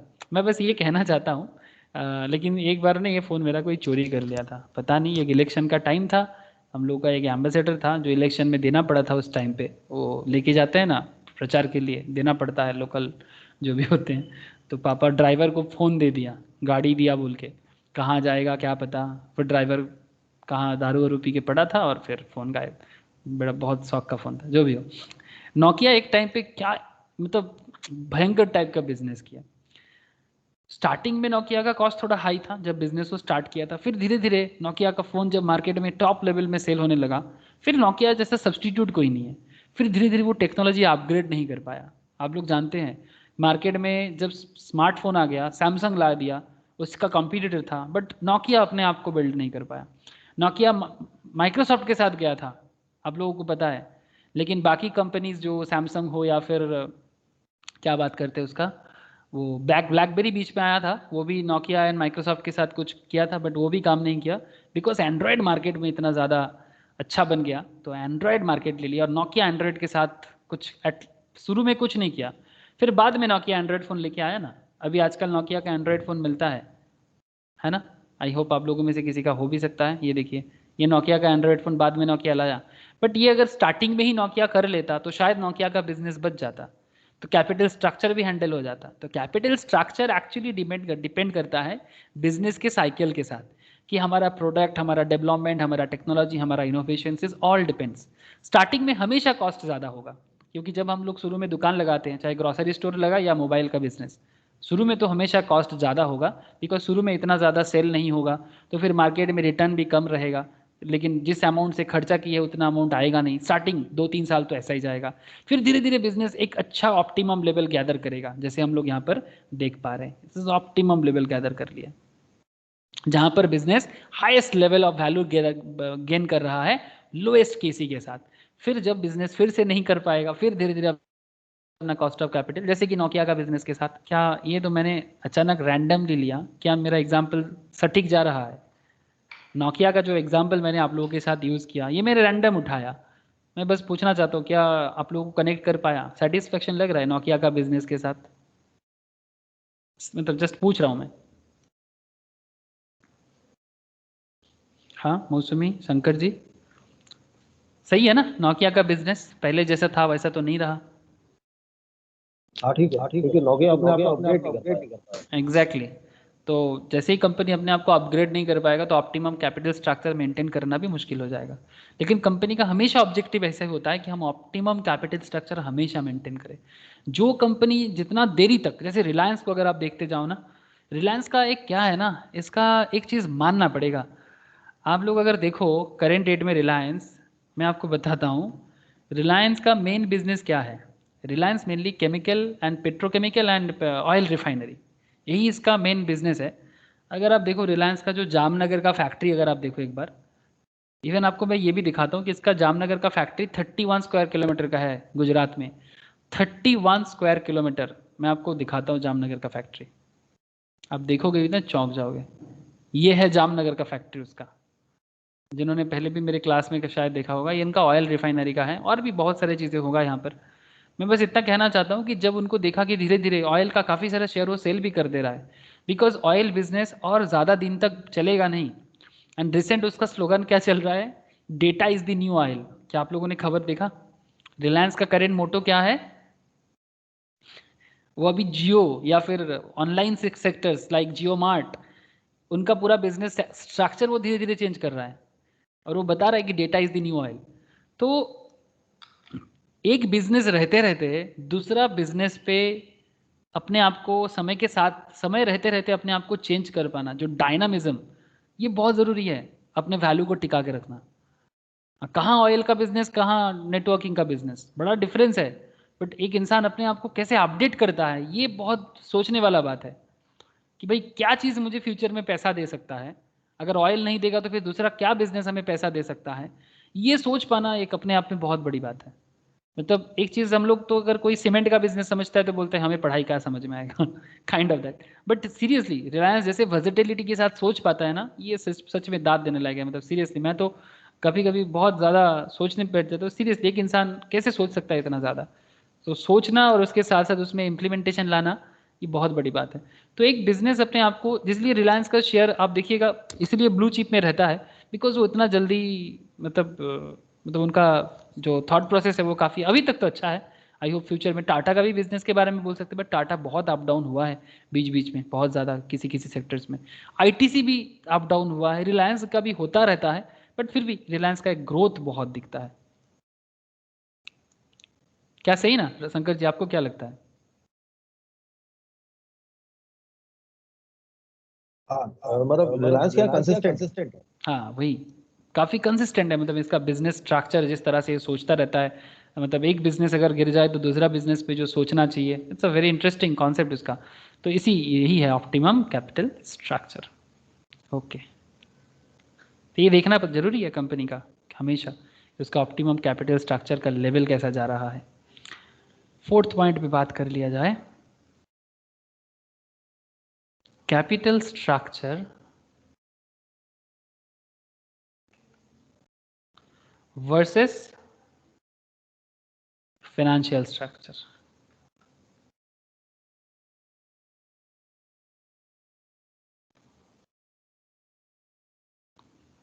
Capital structure versus financial structure, बताता हूं कि कैपिटल क्या होता है और फाइनेंस क्या होता है।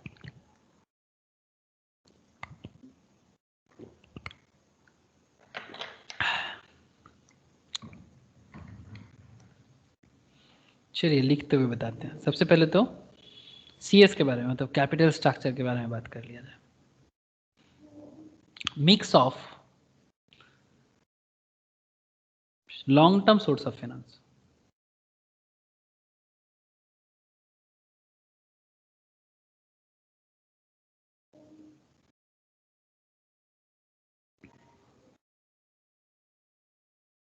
This is capital structure.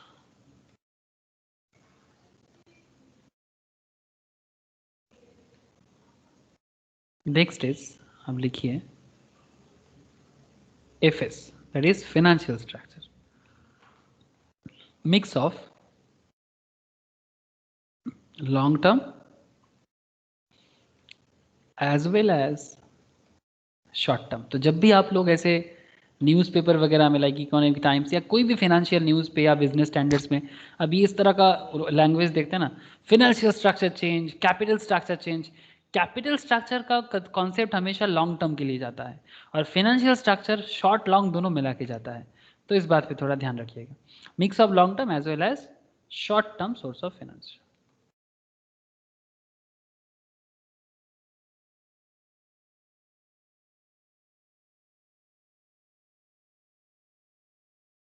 Okay, ये था बस simple mix capital and financial पे difference. Next fifth point interesting है, डेब्ट सिक्योरिटाइजेशंस। डेब्ट सिक्योरिटाइजेशंस ये क्या है, इंटरेस्टिंग है। देखिए थोड़ा पहले मैं इसको बताऊंगा, फिर मैं धीरे धीरे इसका एनालाइज करूंगा, पहले लिख लीजिएगा, ठीक है।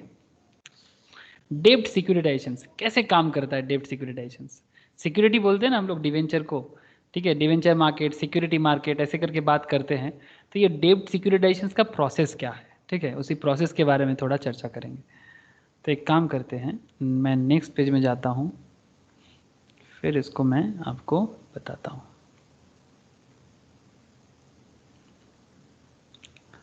पहले मैं लिख लूँ, फिर मैं आपको एक एक करके बताऊंगा।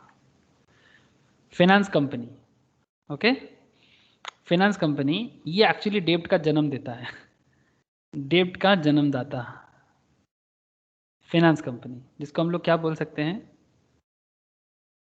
ओरिजिनेटर। ओरिजिनेटर जो डेब्ट को जन्म देगा। क्या करते हैं basically finance company? Loan given,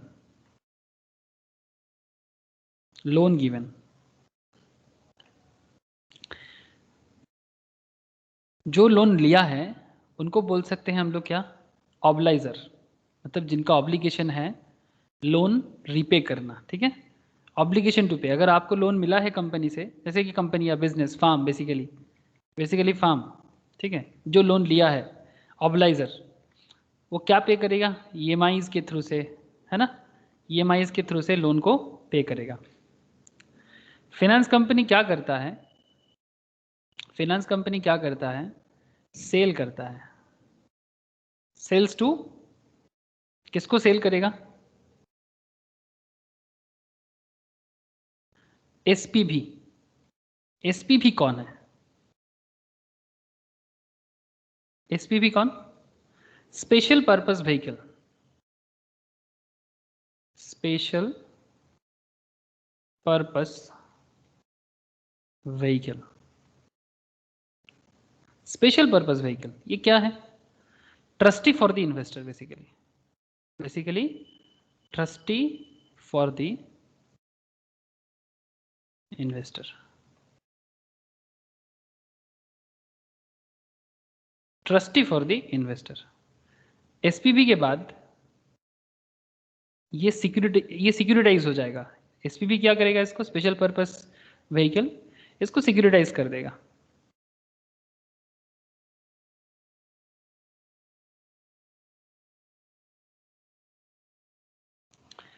securitise करने के बाद इसमें कौन आ जाएगा? इन्वेस्टर आ जाएगा। इसमें आ जाएगा इन्वेस्टर। अब सवाल होगा इन्वेस्टर कौन? मज़ा देखिए, पहले मैं आपको बाद में बताता हूँ। इन्वेस्टर में कौन कौन आ सकता है? बहुत लोग आ सकते हैं। पेंशन फंड्स, हम लोग जो सरकार का पेंशन फंड्स में जो पैसा जमा होता है ना, सरकार भी पेंशन फंड्स में जमा करते हैं, पेंशन फंड से पैसा। म्यूचुअल फंड कंपनीज आ जाते हैं, इंश्योरेंस कंपनीज आ जाते हैं।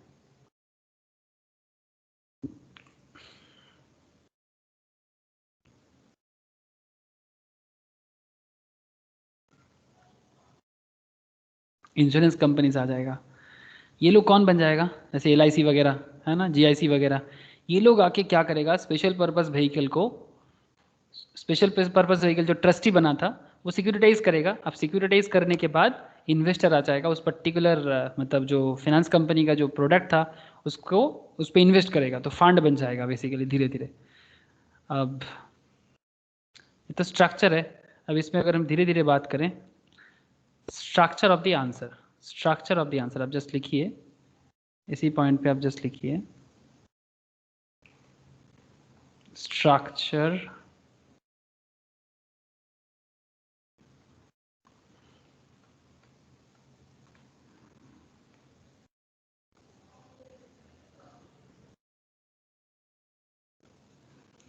फर्स्ट पॉइंट लिखिए introduction, intro.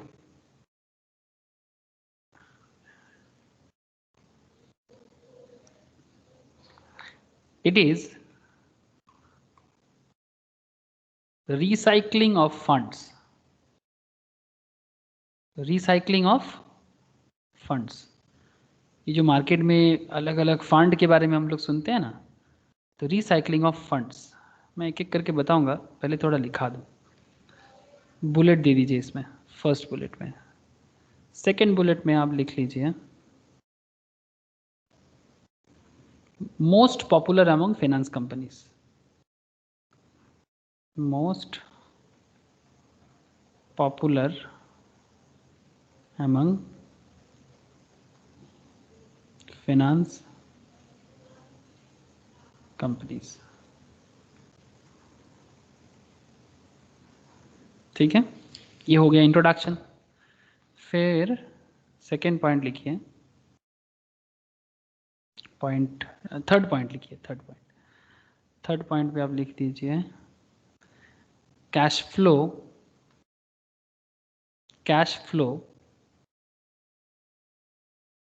generating asset। Cash flow generating asset मतलब सच एज, इसमें लिखिए कैश फ्लो जनरेटिंग एसेट्स, इसमें लिखिए such as housing loans,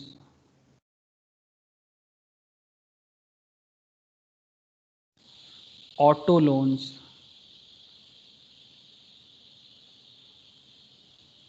credit card receivables,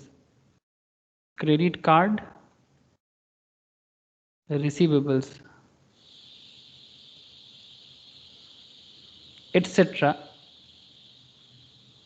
can be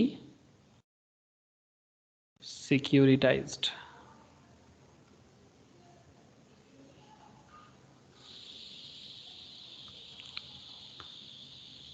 अगर आप लोग यहाँ तक लिख लिए तो मुझे बताइएगा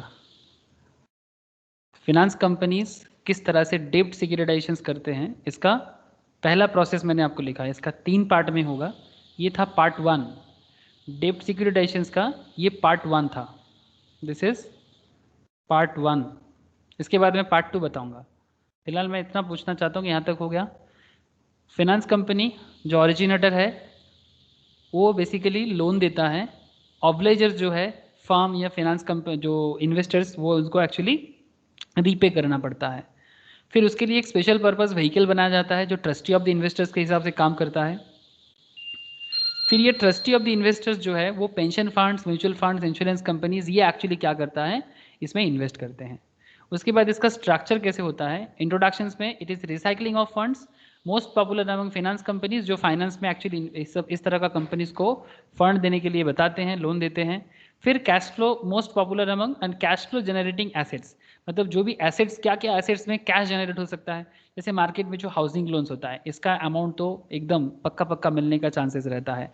ऑटो लोन्स लाइक जो भी गाड़ी वगैरह का, car loan, credit card receivables, इस तरह का जो भी पैसा है ना, इसको सिक्योरिटी के हिसाब से रखा जाता है, कैन बी सिक्योरिटाइज। इसके थ्रू से एक फंड को, एक डेब्ट को सिक्योरिटी दिया जाता है कि भाई अगर कुछ होगा तो फिर इसके बदले ये अमाउंट हम ले सकते हैं, अगर कहीं पर भी कुछ फेलियर होता है, काइंड ऑफ दैट। अब प्रोसेस 2 देखिए, फिर मैं एक बार में फिर से बात करूंगा। पार्ट 2 में क्या हो जाएगा, प्रोसेस क्या है, प्रोसेस में 3 तरह का कॉन्सेप्ट आ जाएगा, 3 तरह का। एक ओरिजिनेशन,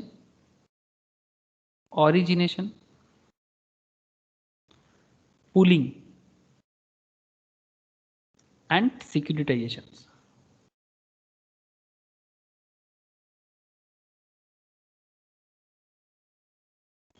सबसे पहले मैं बात करूंगा ओरिजिनेशन पे। क्या होता है प्रोसेस में, ये देखने से आपको समझ में आ जाएगा। बोरोवर दैट इज ऑब्लाइजर, बोरोवर मतलब जो लोन लेता है, ऑब्लाइजर जिसके ऑब्लिगेशन है, जिसका ऑब्लिगेशन है लोन रीपे करने का, takes a loan from finance company.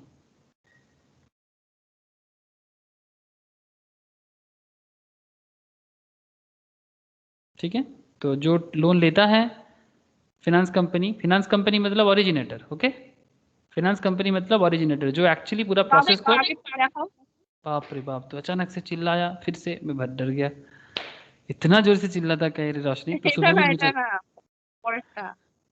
কি পরেরটা এটা, হ্যাঁ হ্যাঁ তুই নিঘাত কোথাও চলে গেছিলি না? হ্যাঁ, একটা ফোন এসেছিল, কেটে গেল, জয়েন মানে আবার হচ্ছিল না নেটের প্রবলেমে। তাই বলি, হুট করে কোত্থেকে দাদা একটু দেখাও, সকালবেলাও ভয় পাই, আমি তো ভাবি কোথা থেকে ভূত চলে এলো রে বাবা, উফ। ঠিক আছে, pooling, next pooling, similar loans are clubbed, pool बनाया जाता है, सेम तरह का जो लोन होता है उसको क्लब्ड कर दिया जाता है, मतलब जोड़ दिया जाता है, ठीक है, clubbed together,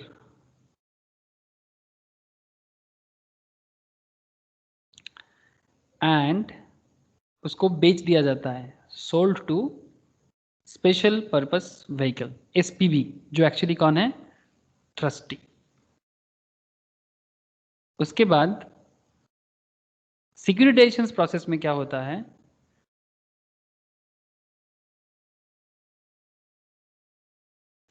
issues securities against the asset pool, against the asset pool, मतलब आपके पास जो एसेट का जो पूल बना है, ठीक है,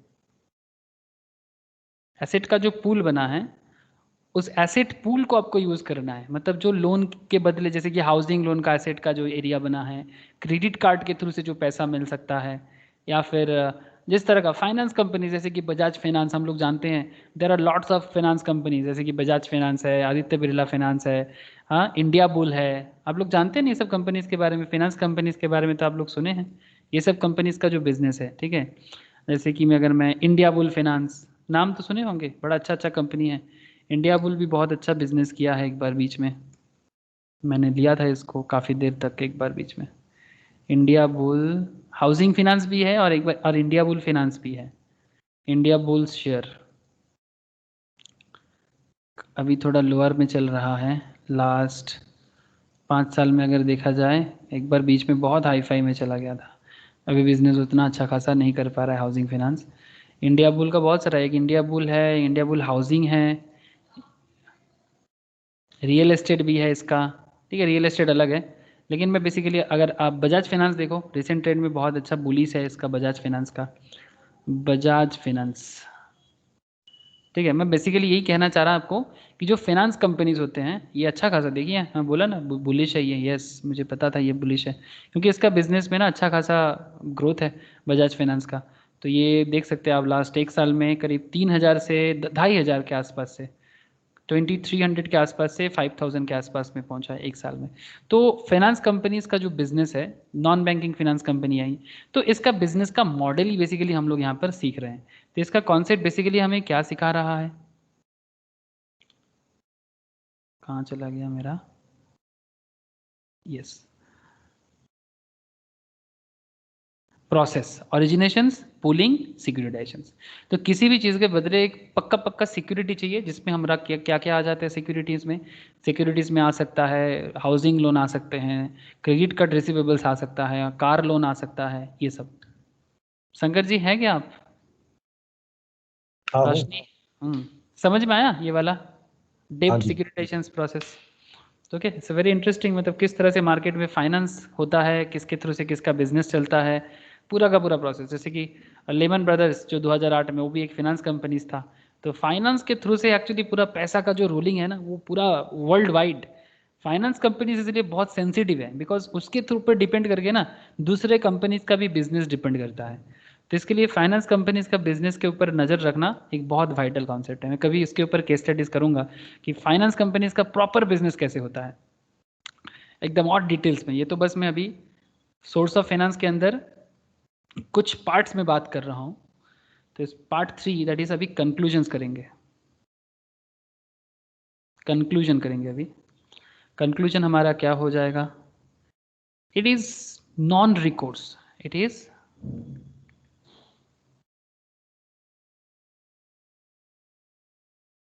that is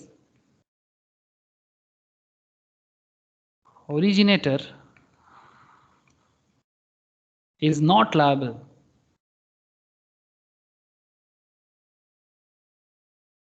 to make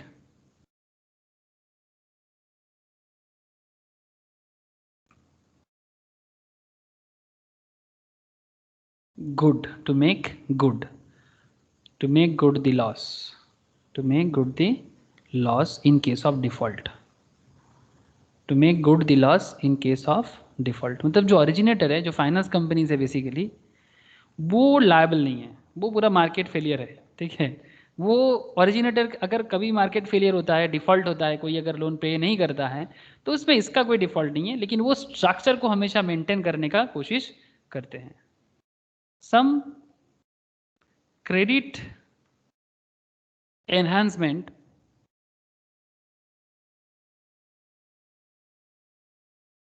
by way of guarantee, some credit enhancement by way of guarantee, by way of insurance, okay, guarantee हो सकता है, इंश्योरेंस हो सकता है, इस तरह का हो सकता है, by way of guarantee insurance में बी प्रेजेंट। मतलब मार्केट अगर लोन पे करने में डिफॉल्ट हो जाए, इसका guarantee insurance company finance companies का नहीं है।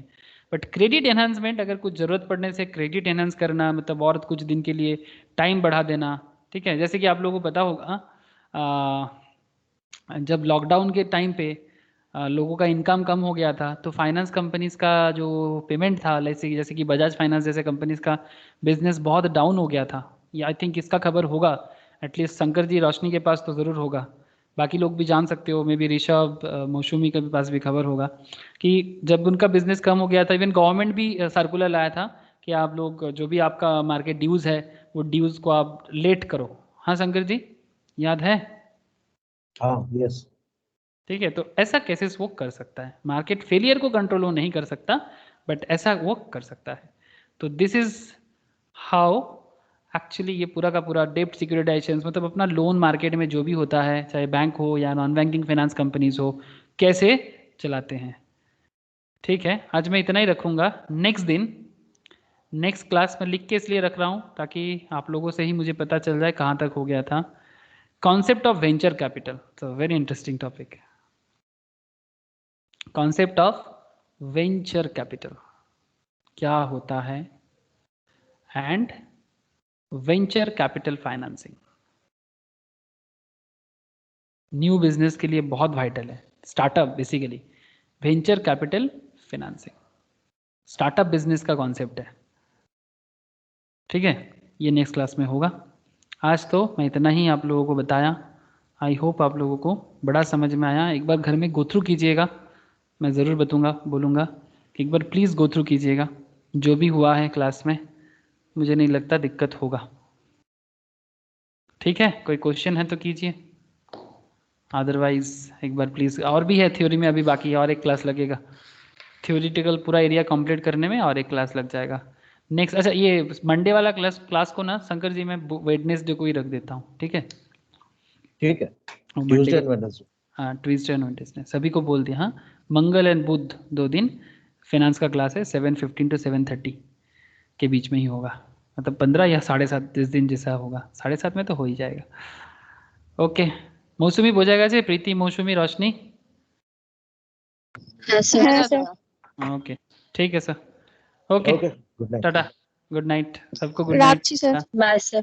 Okay, bye bye, Tata.